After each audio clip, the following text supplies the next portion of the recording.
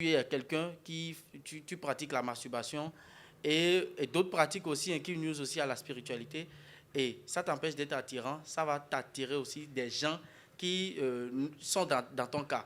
Quand tu as mari de nuit, ça va t'attirer quelqu'un qui a femme de nuit.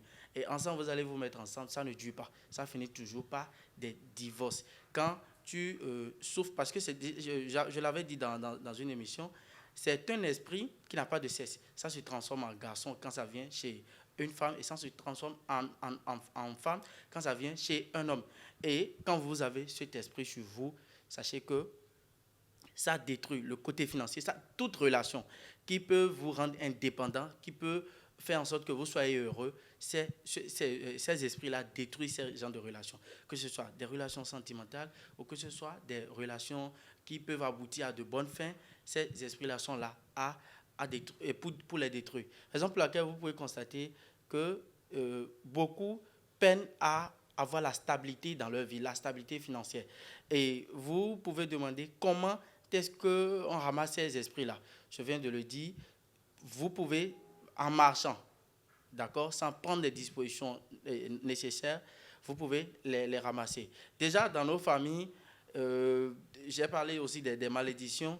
Et ces malédictions-là, quand on dit, il y a beaucoup qui ne comprennent pas, quand on dit que telle personne est envoûtée, sachez que c'est un esprit. Quand on te dit tu es envoûté et que c'est l'esprit de pauvreté qui te suit, c'est en fait un esprit qu'on qu'on colle à ta spiritualité. Et partout, toi, tu seras là où tu dois t'en aller et échanger avec la personne et gagner peut-être 5 millions, arriver là. La personne aussi a des problèmes où on ne se souvient pas de toi au moment opportun. On ne se souvient pas de toi quand il le faut. Genre, toi, tu descends toujours au mauvais endroit et pas en bon temps. Je vois. Donc, c'est un esprit qui te conduit. Au moment où tu dois te réveiller tôt pour aller voir quelqu'un ou pour faire telle ou telle chose, l'esprit te dit, dors un peu, tu dors jusqu'à 10 heures, tu te rends chez la personne et tu ne le vois pas. Au moment où tu devais sortir, rencontrer la femme ou carrément, tu la rencontres même, mais les bons comportements à adopter pour pouvoir maintenir cette personne, ce dernier, cet homme ou bien cette femme, qui peut-être n'est pas forcément belle, l'esprit va te dire, bon, tu vas gagner mieux.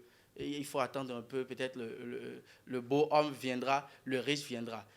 Or, vous devez savoir si vous êtes femme, sachez que c'est la femme qui fait l'homme. Si vous êtes un homme, sachez que c'est l'homme qui fait la femme.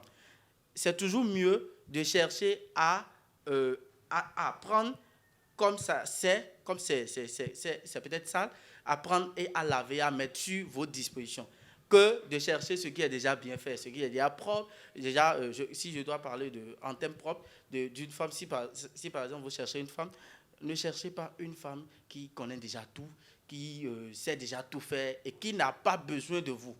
Comme ça, vous allez beaucoup souffrir. Je ne suis pas un coach, mais c'est ce qui est normal. C'est pareil aussi si vous êtes un homme et si vous êtes une femme et vous cherchez un homme qui a déjà tout, vous allez souffrir et partir d'homme en homme.